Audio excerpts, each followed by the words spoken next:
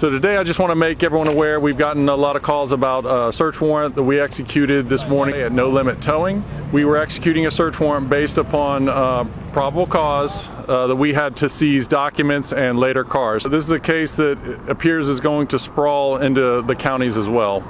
So it's not just Richmond residents. So we will analyze those cars, see who they come back to, and notify the rightful owners. The company No Limit Towing would tow a vehicle, and then citizens would try to retrieve that vehicle, and the fees that were being charged at the time were beyond the state and local maximums.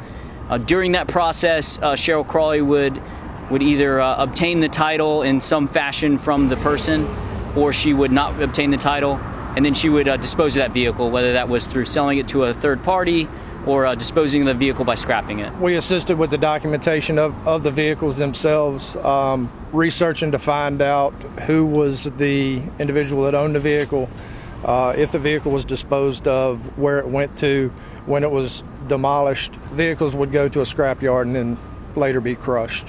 And it was challenging for us as a law enforcement agency because I'm sure most of our officers, before they knew what was going on, thought this is just a civil matter, you guys work it out in the courts.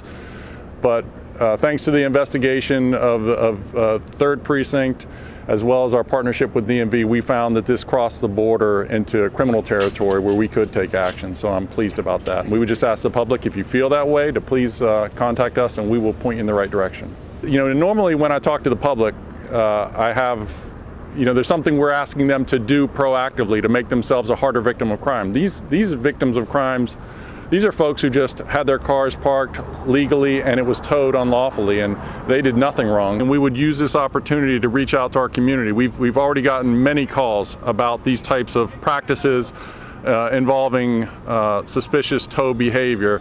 And we would ask anyone if they have questions to contact the Richmond Police Department.